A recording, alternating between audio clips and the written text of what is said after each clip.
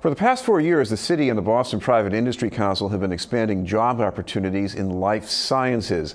Known as Skilled Careers in Life Sciences, the initiative mainly served the unemployed and the underemployed, and 85% of the participants found jobs in life sciences or healthcare within 3 years. To tell us about the initiative are the initiative's project manager with the Boston Private Industry Council, Carlos Arzeno, and the Assistant Deputy Director of Adult Education and Workforce from the Mayor's Office of Workforce Development, Marsha. Gelin, thank you very much for being with us. I want to start with Carlos. We all know life sciences has to do with medical research, but I'm sure there's more to it than that. So what are we talking about here? Sure. Well, thanks, Chris, and thanks so much for having us here today. As many people know, the state of Massachusetts and the metro Boston area in particular is really just at the cutting edge of the life sciences and the healthcare industries. It's amazing to think the amount of brain power and innovation that's happening in this concentrated area. And as this field continues to grow and develop, we're seeing so much advancements in the research and development of new drugs, of medical devices, and of technologies that are improving the lives of individuals all around the world. So it's an exciting time to be here. But also, in order to kind of keep this new economy growing and moving forward, we need to ensure that the business leaders, the business community, and entrepreneurs have access to a skilled and talented pipeline that are aware of and trained in the skills that are so vital to this economy, and that they have the experience as well as the flexibility to adapt to this evolving economy. So that's why in 2012, the U.S. Department of Labor awarded the City of Boston a $5 million grant to focus on helping underemployed and underemployed individuals develop the skills that are so critical to helping this economy move forward. Marsha, explain how the initiative does that. Yeah, so I think it definitely does that. Well, it did that by strong partnerships. The City of Boston and the PIC, Boston Private Industry Council, got together and really thought about who are the players, who are going to train these individuals looking to get into the life sciences. And what they did is they thought strategically, and they worked on choosing various entry points. And how they did that was by picking at a very diverse training pool. So I'm just gonna kind of list some of our partners and kind of talk about what makes them so unique. Well, yeah, give an example, because we probably can't fit the whole list in not here, everything. But so we have Benjamin Franklin to Boston University to Just a Start.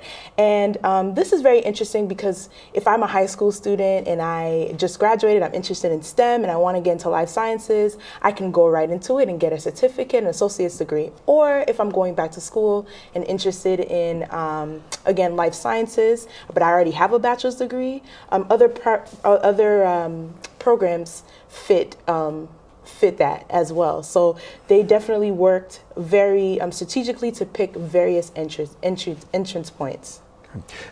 Carlos, the PIC has worked for a number of years helping at-risk students in Boston and also carrying out what they do when they finish high school too. Talk about transposing that to this pipeline to life sciences and getting people to plug in. Sure, and I'm so glad you asked that, because it really is important to get kids engaged from an early position. You know, the STEM field, science, technology, engineering, and math, has so many broad opportunities, and I feel like there is some misconception in the marketplace about, oh, well, in order to be successful in STEM, I need to be either a doctor or a nurse. But there's so many more fantastic opportunities that go beyond that. And the Private Industry Council does a great job at educating youth. They have a Boston STEM network. They help every year with the mayor's recruitment for their summer jobs campaign to get young students into laboratories at major companies and learn about what a day in the life is of people that work in these companies. It's not always in the laboratory. Sometimes it's you know, from a marketing standpoint or from a finance standpoint.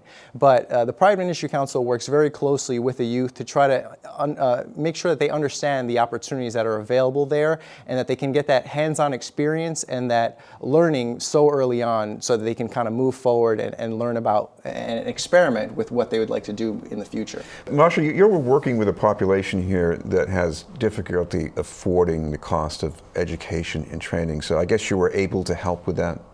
Yes, so we were able to award scholarships through this program. One of the scholarship programs kind of credentials to get into to be awarded a scholarship was being underemployed or unemployed, and it's a significant amount of folks were able to get award up to $4,000 through our Life Science Credential and Achievement Fund, and that made a significant change. And obviously, a lot of times the barriers to education is funding, so that definitely made a huge difference in their experience. Carlos, what about overall, about the number of people you've been able to help through this program? Yeah, and we're so happy when we look at the outcomes. 523 unique participants have gone through the grant, and they utilize 725 resources, meaning that a portion of those that went through the training grant use a variety of sources. For example, when we provide scholarships to those that are getting certificates, associates, or bachelor's degrees, on the tail end of their programs, many of those have utilized internships that were offered through the Mass Life Sciences Center. These were paid internships up to $15 per hour that individuals had access to after they went through their training. So the upfront education coupled with the hands-on work experience was just dynamite in order to us to really kind of realize these outcomes.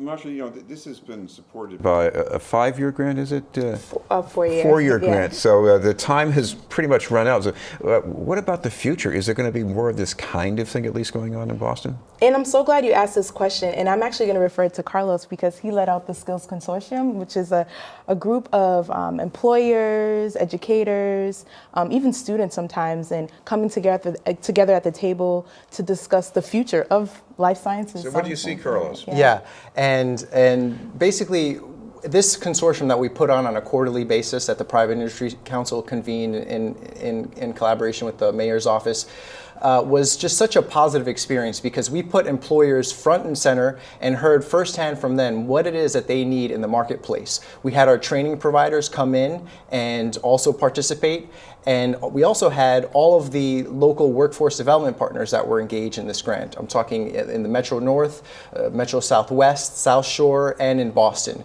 All these individuals coming together talked about ways that we can continually update curriculum, ways that we can fulfill training gaps, ways that we can provide additional resources to those individuals that need it the most, so that after they complete their training, they're ready to kind of transition into the workplace settings.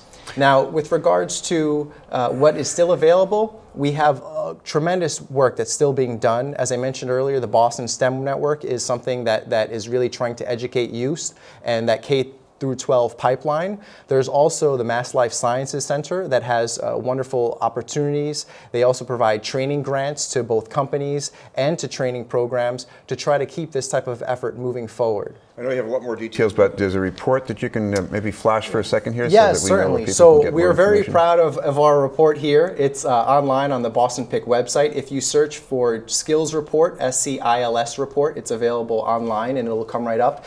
And what it does is it outlines all of our training programs, our outcomes, and our strategies that we've used to really try to shore up the workforce community. And Marsha, I know you have some more information about workforce programs too that you can refer people to, right? Yes.